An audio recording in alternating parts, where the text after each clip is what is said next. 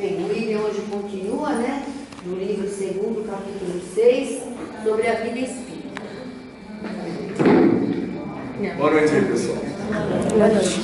Começando o capítulo 6, né? Porque vamos dividir em 3 palestrantes, que ele é longo.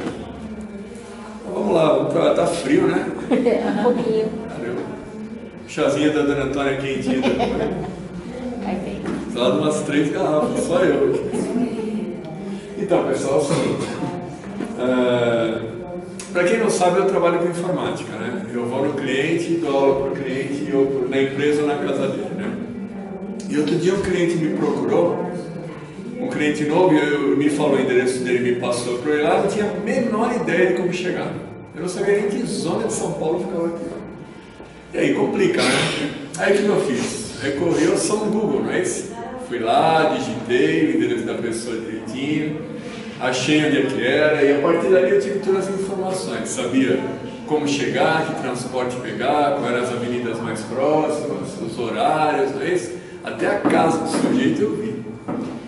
Basicamente, pessoal, o que esse capítulo 6 faz com a gente é dar essa informação antecipadamente para onde a gente vai. Então, se a gente estuda isso antes, a gente chega lá bem mais preparado, né? Você não sai procurando como é que faz para chegar. Então, o que a gente vai falar... Tem gente também que não tem o Google, se procurar depois, né? Pois é, exatamente. Aí complicou, né? Não vai ter. Então, a gente fala, como é que se chama, né? O que é a erraticidade? A erraticidade é esse período que existe entre o momento que a pessoa desencarnou e ela encarnar de novo. Esse período chama erraticidade. Então, vamos estudar um pouquinho isso aí, a princípio, antes de mais nada, né? Começando com o áudio dos livros dos Espíritos com as perguntas. A alma reencarna imediatamente após a separação do corpo? Algumas vezes reencarna imediatamente, mas na maioria das vezes só depois de intervalos mais ou menos longos.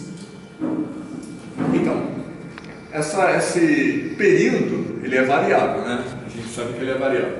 Lembrando que espíritos superiores tendem a reencarnar muito mais rápido do que nós, porque a densidade corpórea deles é muito menor, então eles são muito mais próximos do que eles são desencarnados, né? Do que quando eles estão encarnados. Então a reencarnação é bem mais rápida.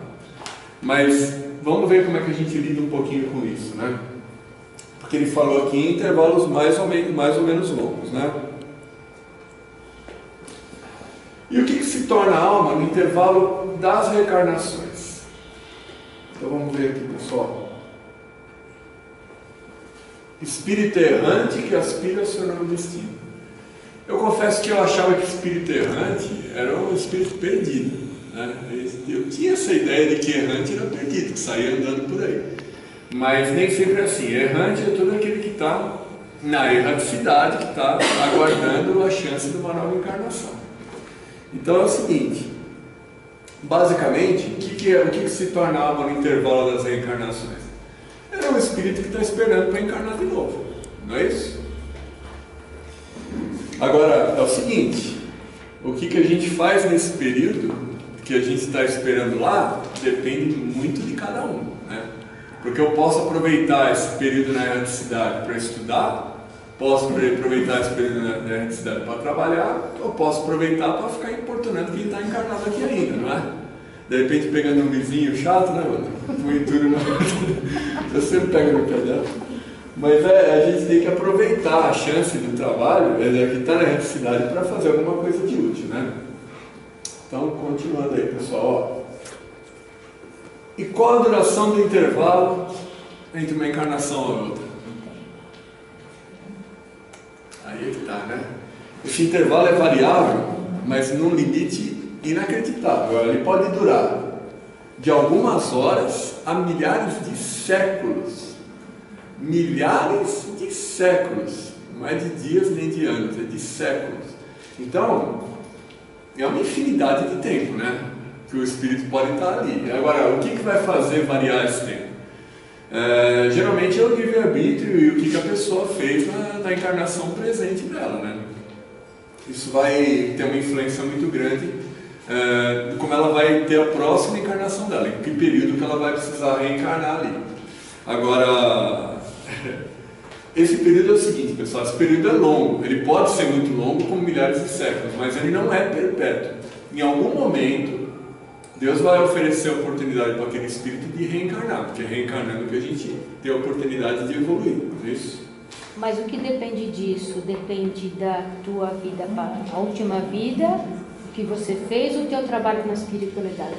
O quê? O período para reencarnar? É. Então, não existe uma regra, né? No Espiritismo não existe regra absoluta, né? Verdade ou mentira, ou o que é certo e o que é errado. Eu acho que isso varia tanto. Eu acho que engloba todos esses aspectos, né?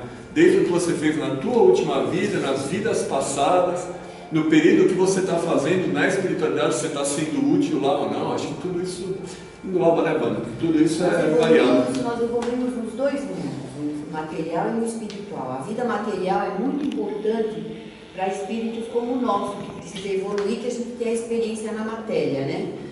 E desconhece a espiritualidade.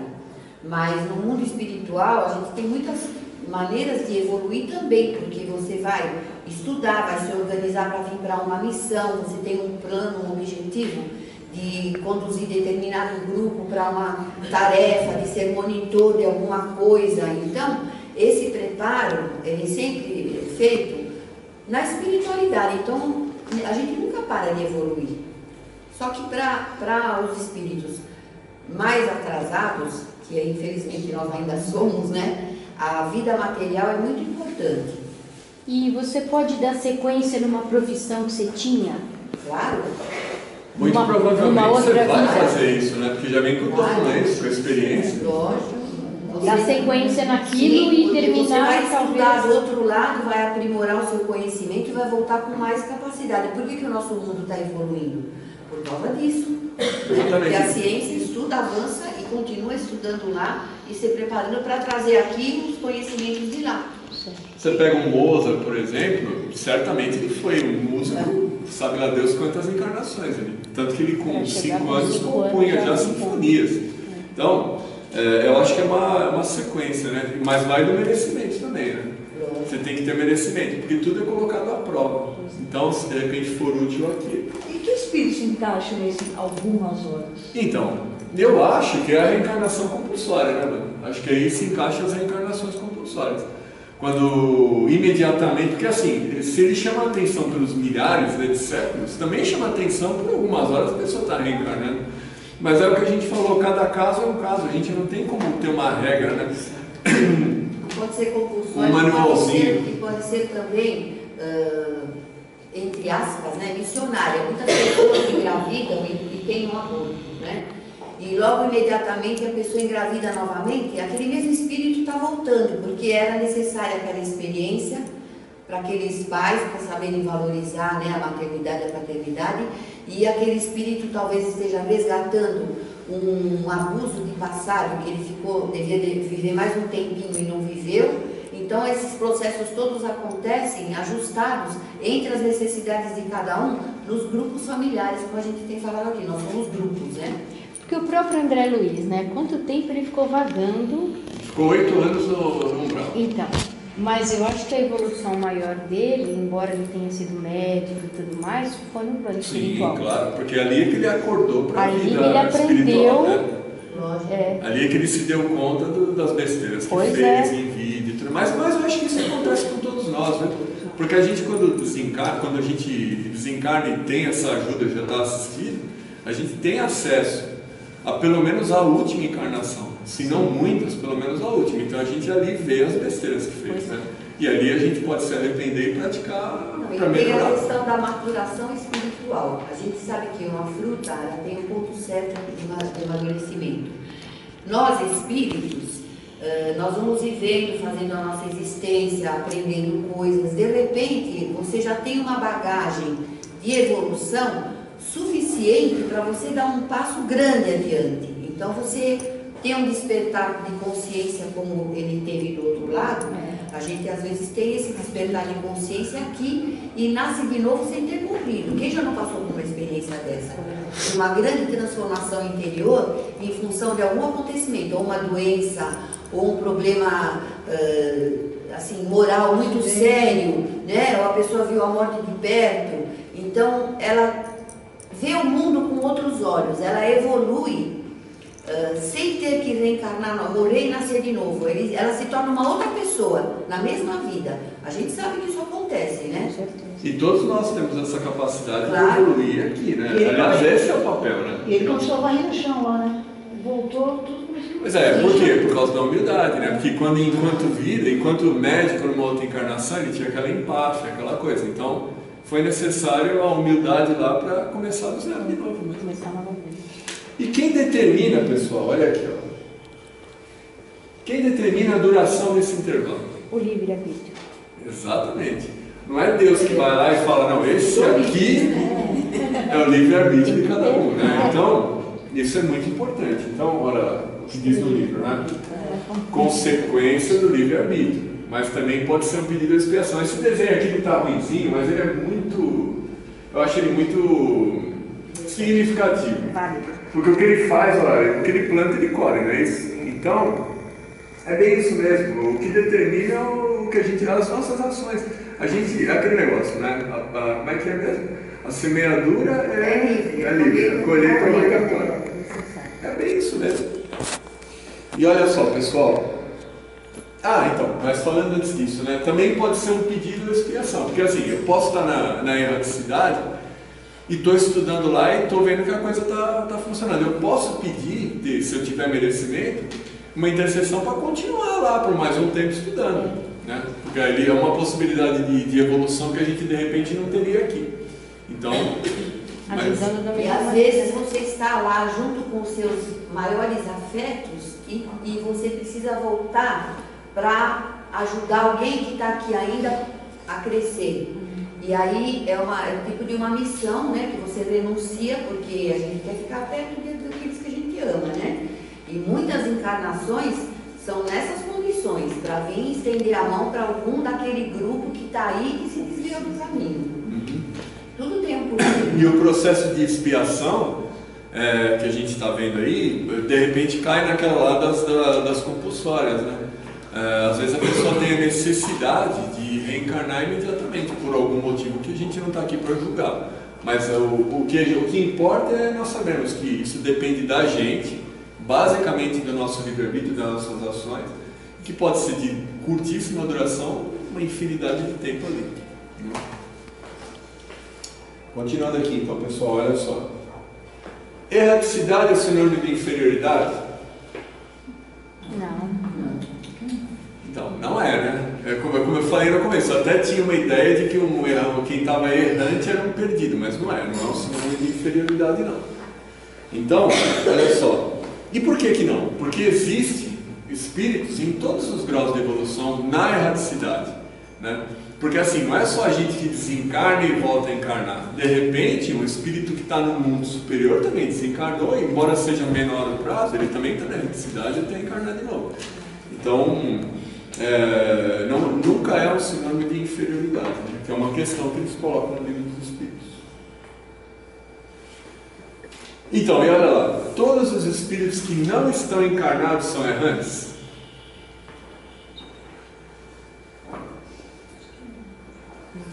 Não, exatamente, porque assim, quem é errante é quem tem que encarnar de novo, que é a grande maioria, mas os espíritos superiores, aqueles que já alcançaram a perfeição, eles não precisam mais encarnar, então eles não são errantes, só estão na espiritualidade porque lá é o lugar deles ficarem mesmo, né?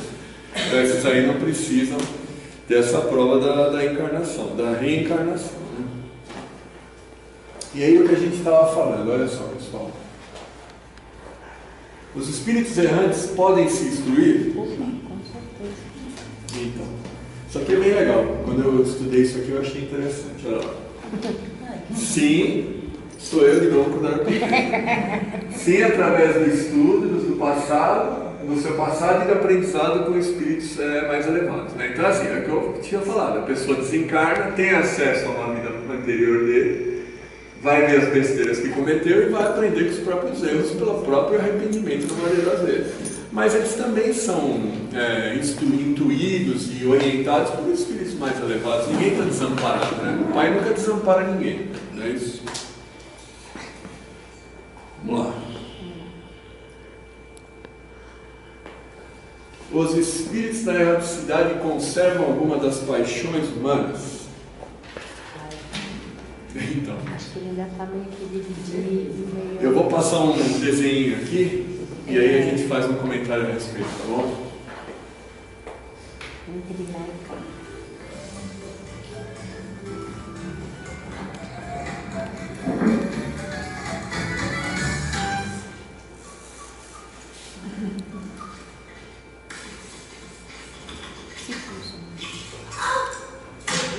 Era ligeiro.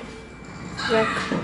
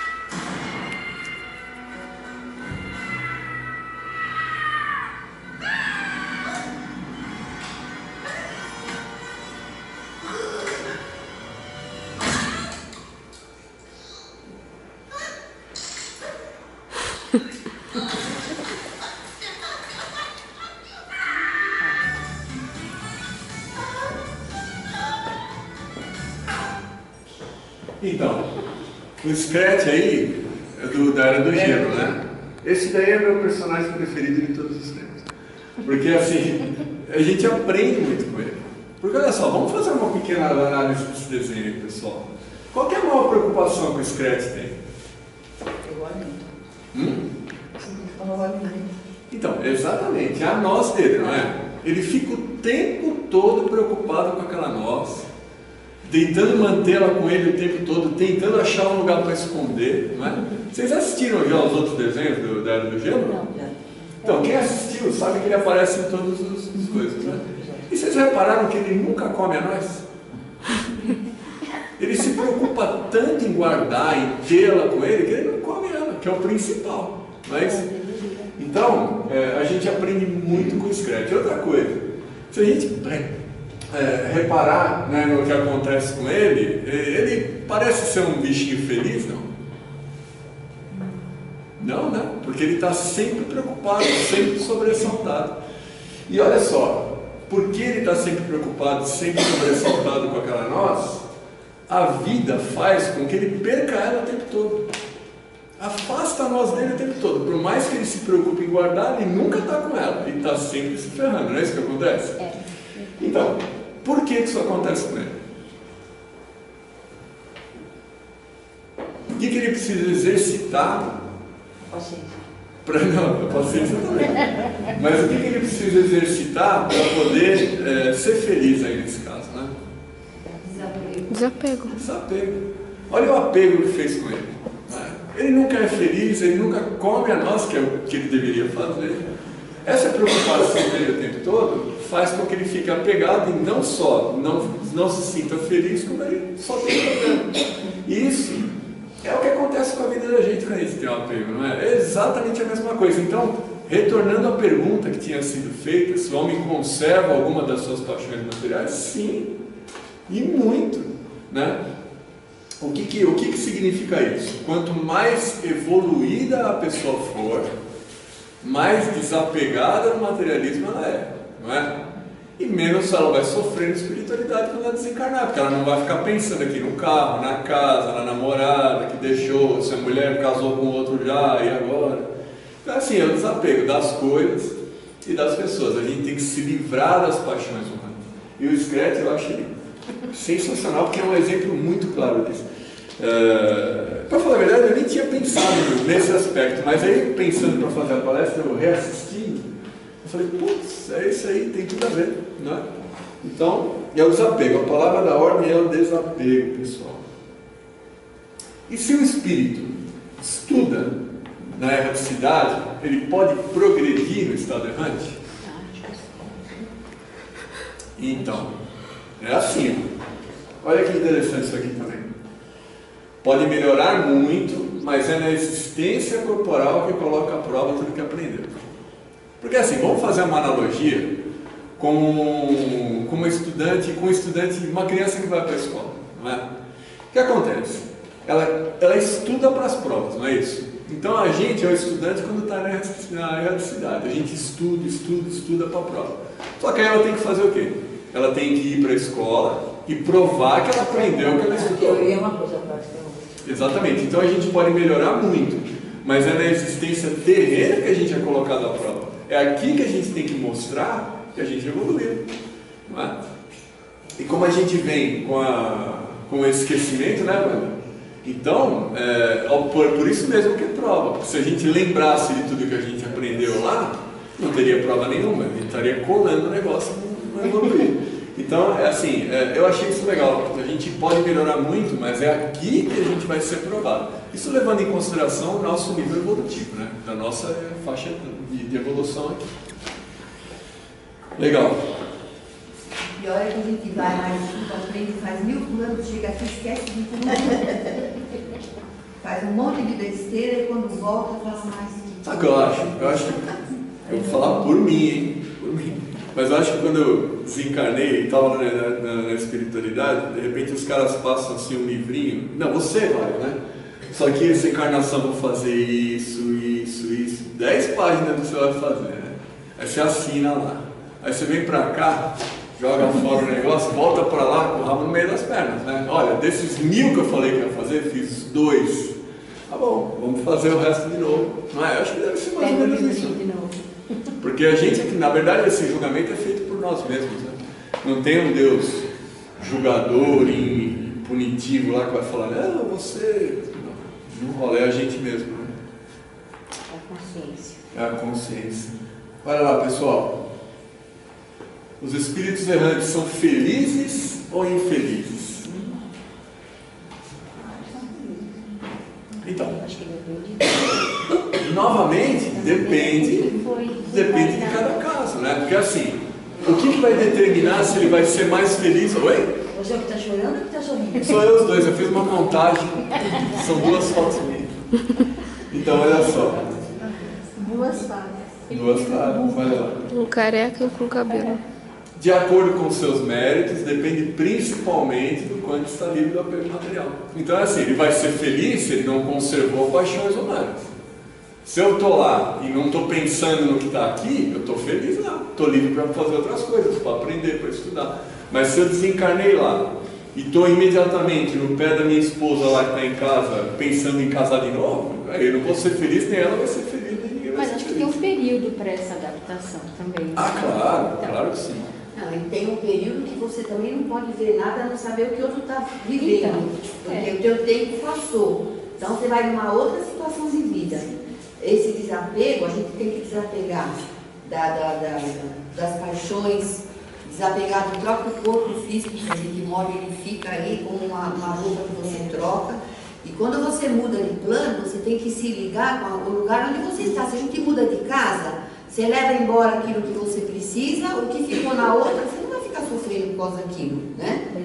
Então é a mesma coisa, você tem que se adaptar na espiritualidade, ver onde é que você está, quem é que está te rodeando, quais são os amigos que estão te recebendo, o que você pode fazer lá Porque não adianta ficar chorando leite derramado, né? Querendo ver o que aconteceu.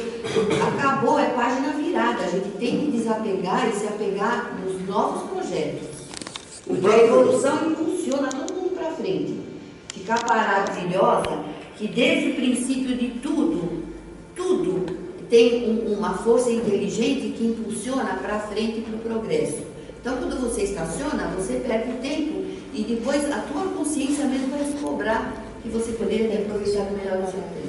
O próprio André Luiz não ficou um tempão lá, passou por todo aquele processo de humildade para depois estar ambientado lá, trabalhando, e ele nesse tempo todo não teve a permissão de voltar para ver a família, e quando ele voltou, já equilibrado lá, ele quase não se desequilibrou totalmente de novo no nosso lar.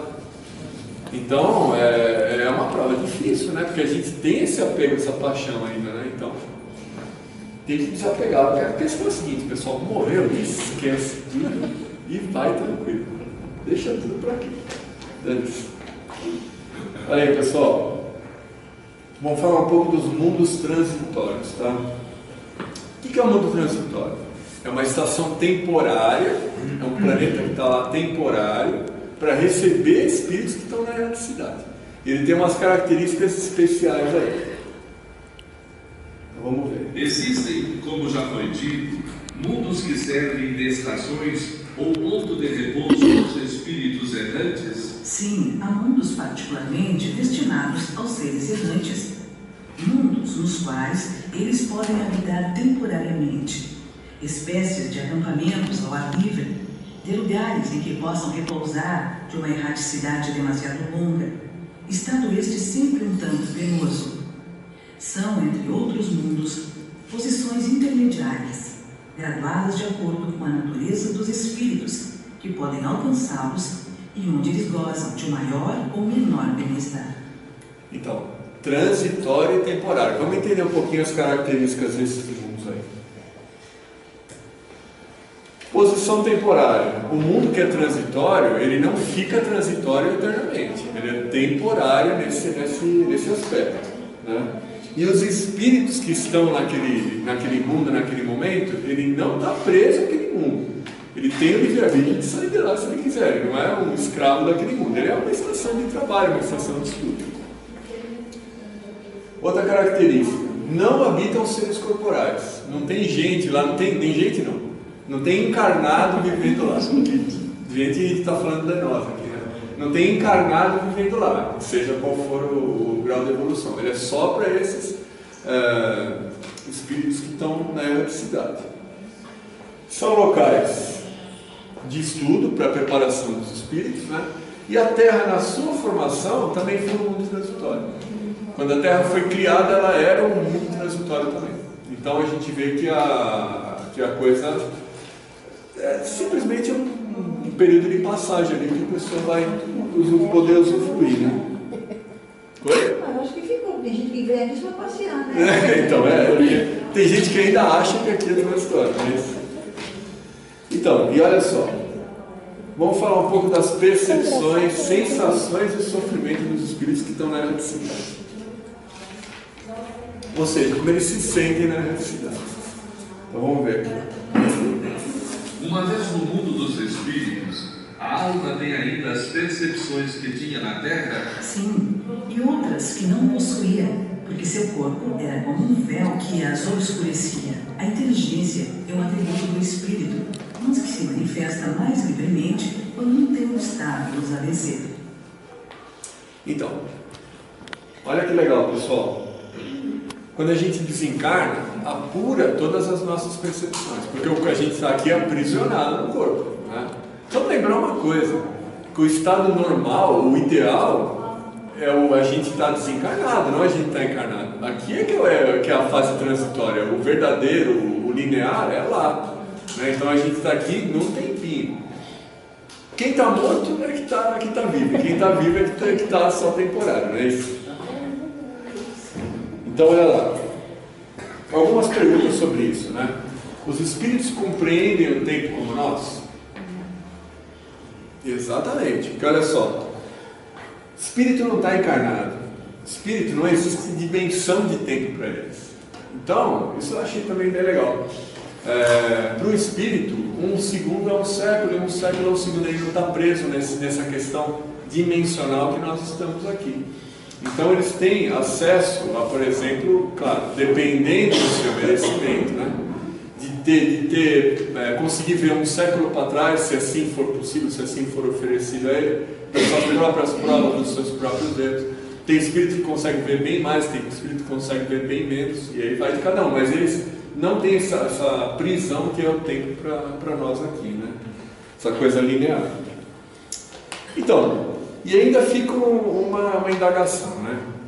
Por eles estarem livres do corpo, né, tá solto na espiritualidade, será que eles conseguem ter uma ideia mais justa da nossa vida presente aqui encarnados? Entenderam a pergunta? Não? É assim. O espírito que está desencarnado, por exemplo, vamos supor que eu desencarnei. Estou lá, tranquilo, não estou pensando em nada que ficou aqui. Então, estou lá tranquilo. Quando eu estou lá, eu tenho uma ideia mais justa do que está rolando aqui no presente?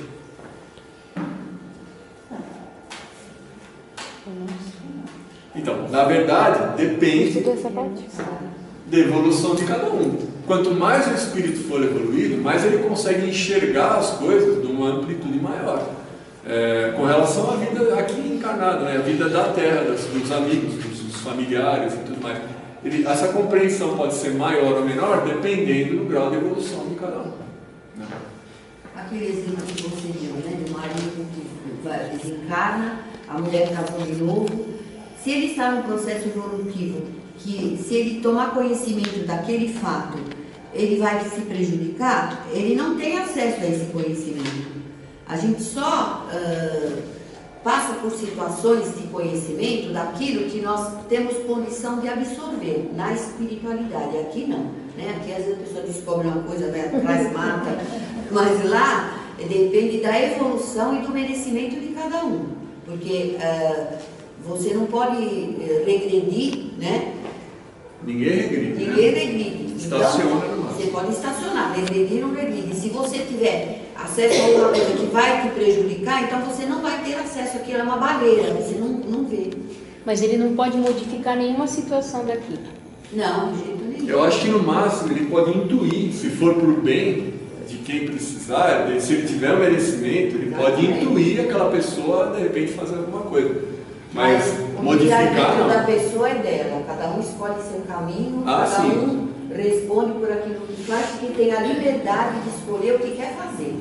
Depois que fez, está feito, né? E todos nós temos de vez em quando uma intuição, não é? Então a gente pode seguir essa intuição ou não, livre-arbítrio, isso aí, né? Agora a gente tem que estar aberto também a ouvir essas coisas, né? A gente tem que se colocar disponível e tentar entender. Horário vigiado. Exatamente. Perfeito. Olha lá, pessoal, está acabando, hein? Os espíritos conhecem o passado e o futuro? Está na erradicidade. Eu consigo ver o passado e o futuro? O futuro não, o passado.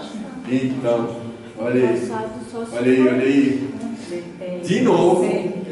Só depende disso, na verdade, né? Tudo está dependendo disso. Né? Olha só, passado. Se a pessoa tiver o merecimento, ela vai ter acesso a quanto mais merecimento, mais tempo para trás, né? Para poder usar isso na sua própria evolução, perceber os seus próprios erros. E do futuro, os espíritos também, dependendo da evolução, ele consegue ter um leve vislumbre, não é? Mas o espírito não é cartomante, então eles não têm a permissão de Deus, na grande maioria das vezes, de sair falando do futuro para ninguém. Não, e o futuro dos outros muito menos, mas o futuro dele, o futuro de ninguém que vai atrás de ninguém que estava perdido.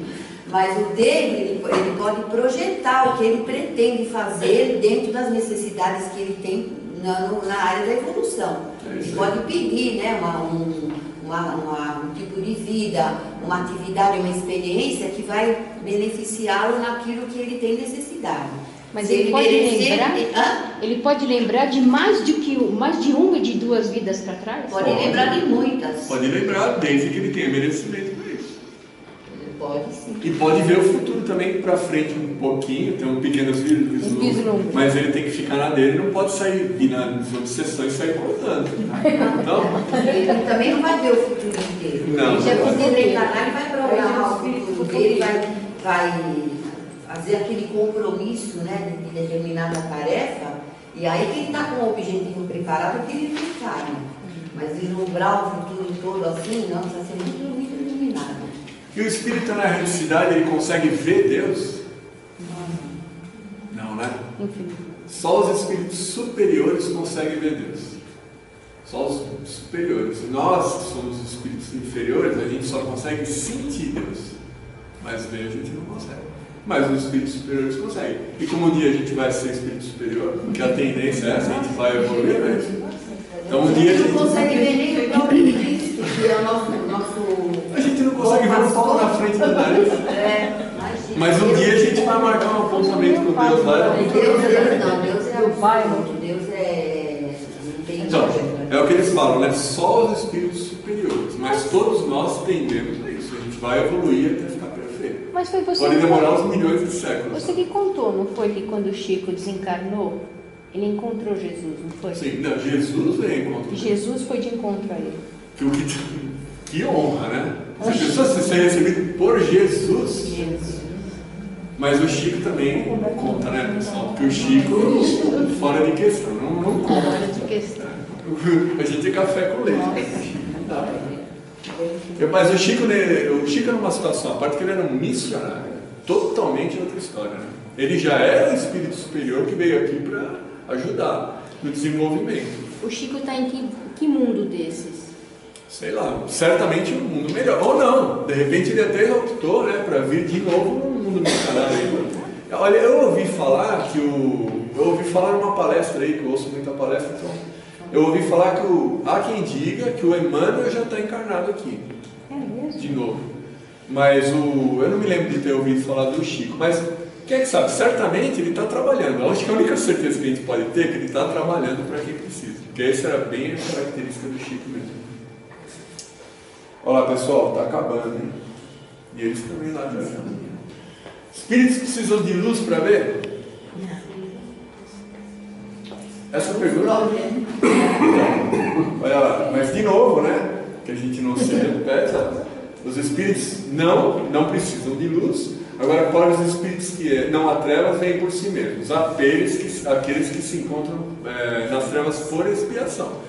Aí ele não vai enxergar nada mesmo, né? Acho que é para pensar bem o que ele fez e melhorar. Mas assim, o espírito não precisa de luz. Mas eles comentam no livro dos espíritos lá, nesse aspecto, que de novo, mais uma vez, depende da evolução de cada um. Aí ele vai determinar o quanto que ele tem de abrangência. Cada um tem a sua própria luz. Você está falando das trevas, né? Mas a oração não funciona como uma luz nesse caso? Claro que sim, sempre funciona, né? É que às vezes a pessoa não se... Eu estou falando, veja bem, são dois aspectos, né? A oração de quem está orando por aquele espírito que está desencarnado e nem sabe se ele está nas trevas ou não, mas está orando por ele. Isso ele recebe certamente, né, mano? Porque a oração é uma como a gente falou sempre da outra vez, arromba as portas do céu. Mas assim, às vezes ele não está ainda capaz de enxergar isso também. Quantas vezes a gente vê nas obras aí da série do André Luiz, que eles vão lá resgatar uma pessoa que já está num ponto de conseguir receber esse auxílio, e todos os outros que estão lá não enxergam isso, porque não está no mesmo padrão, ainda não consegue, né? Isso depende de cada um. O André Luiz não ficou 8 anos lá, ou 10 anos, eu não vou afirmar, mas é de 8 a 10, alguma coisa assim, que ele ficou lá, então, e ele não enxergava, só até que chegou um momento que ele, por humildade, viu que ele não dava mais, e aí ele pediu para a coisa acontecer. É assim que funciona, né? Olha lá. Quando o espírito diz que sofre, qual a natureza desse sofrimento? Porque assim, pessoal, a gente vê isso muito na desobsessão, né? Às vezes vem espírito falando que está sofrendo e tudo mais. Qual é a natureza desse sofrimento? Exatamente. Angústias morais que o torturam mais dolorosamente que de sofrimentos físicos. Alguns possuem impressões do físico como frio ou calor. Então, até a gente que está encarnado sabe que a dor moral é pior que a física, né? Quem nunca teve um remorso? Isso é terrível, a gente perde o sono, não dorme, se sente mal, não é? Então, imagina para um espírito que está livre disso. Há umas 2 semanas teve uma psicografia de um espírito que estava sediando e que através daqui, de outros lugares, ele conseguiu se libertar. Você viu o agradecimento dele? Sim, sim. Esse é um espírito específico lá que ficou por meses aqui. Meses, né? Ele vinha nas reuniões de obsessão e sempre tentava uma doutrinação, ele falava que não queria, que não era o que ele queria. Tal. Depois de meses ele veio ele teve essa aceitação e voltou para agradecer. Esse é o caminho de todo mundo, só que pode ser mais longo ou mais curto, né? A gente já pode ter essa aceitação do cara, vai depender de nós mesmos, né? Mas olha ali, às vezes até tem impressões do físico mesmo, como frio e calor. E eles não têm corpo para sentir frio e calor, não é? Mas olha como é preso ainda as sensações da matéria. Né? É o desapego, né? O caso do esquilinho lá. Então, pessoal, terminando, ó, vamos falar um pouquinho disso aqui. O que é isso aí? Nossa, essa hora. Quentinho, hein? Café. Ô, dona Antônia, aquele chazinho aqui. Já, hein? Então, é o seguinte, ó. Eu vou falar por mim e eu acho que a gente pode, no geral, até se encaixar nisso também. Há alguns anos, eu era um cara muito semelhante ao Buda. Muito semelhante mesmo. Por quê? Para que serve o bullying? Por café. Então, homem de pouco café, não é isso? Então, eu tinha muito essa característica aí de ter a fé mais complicada. Isso passou com o tempo assim. Eu queria falar um pouco sobre a fé, pessoal, porque é o seguinte: como é que a gente pode aumentar a nossa fé? Essa é a grande questão. Porque fé todo mundo tem num grau menor ou maior em determinado momento da vida. Mas como que a gente pode aumentar essa fé? Como é que a gente pode elevar isso? Que vai tanto favorecer a gente. Então, vamos lá. Está acabando, pessoal. Já vamos sair do filme. Então, olha o que Jesus dizia: quem crê em mim fará o que eu faço e muito mais. Não é isso? Não tinha aquela questão do grão de mostarda? Quem tiver a fé do tamanho de um grão de mostarda vai poder falar para uma montanha: sai daqui e vai para lá, e ela vai. Claro que isso é figurativo, a gente sabe que as montanhas são os obstáculos da vida, né? Não sei, né? De repente o cara tiver uma fé tão grande e tira uma montanha de um lugar para o outro, não sei. Mas isso é uma coisa mais figurativa. Agora, por quê? Por quê que Jesus considerava a gente tão de pouca fé? Não era Pedro que foi andar nas águas lá e afundou? E o que ele falou? Homem de pouca fé, não é isso? Como que a gente aumenta a nossa fé, pessoal? Tem só 2 caminhos para conseguir isso: o estudo e a prática de tudo que Jesus ensinou, que é a caridade. Não dá para fugir disso. Assim a gente consegue aumentar a nossa fé, através do estudo das leis de Cristo e através da prática dessas leis, né? Aí alguém pode até falar, né, como eu até pensei nisso: sempre tem alguém que conhece alguém que não tem estudo nenhum. Eu conheço uma pessoa na minha rua que não tem estudo nenhum, mas ela tem uma fé inabalável, né? Você não sabe nem ler, mas tem uma fé inabalável. A gente conhece gente assim, não conhece? A gente não sabe, pessoal, quando a gente desencarna, o que a gente trouxe de conhecimento ao longo das vidas a gente não perde. Muito provavelmente aquela pessoa está numa condição de analfabeto, de pouco estudo, de pouca cultura, por um desenvolvimento dela qualquer. Mas quem garante que ela não teve um estudo gigantesco nas outras vidas? Então ela já deve ter isso já dentro dela. Então ela tem essa fé inabalável, né? A ideia é essa, pessoal: é a prática e o estudo. Não dá para fugir disso, mas se a gente fizer isso, a gente vai estar numa condição muito melhor aqui e quando a gente estiver na necessidade. Mas essa é a ideia de que a gente vai melhorar com o tempo aí, pessoal. Se a Wanda quiser comentar, já terminamos? Se ela quiser Eu vou falar sobre o coisa. estudo. Obrigado. Quanto mais a gente estuda, principalmente a doutrina, lendo os livros de André Luiz, que contam com detalhes a formação do mundo, a participação da engenharia espiritual na construção do nosso planeta, quanto mais a gente estuda, mais a gente se identifica como uma partícula da criação divina, e mais a nossa fé aumenta, a nossa confiança, porque nós estamos sempre assessorados pelos auxiliares de Jesus, por equipes de ajuda de todo jeito. Nós temos uma assessoria infinita, a gente não tem noção de quanto nós somos ajudados e assessorados, e de tão pouco que a gente solicita essa assessoria, essa ajuda através da oração, através da fé e da confiança. Então, vamos estudar para poder sentir isso dentro de nós.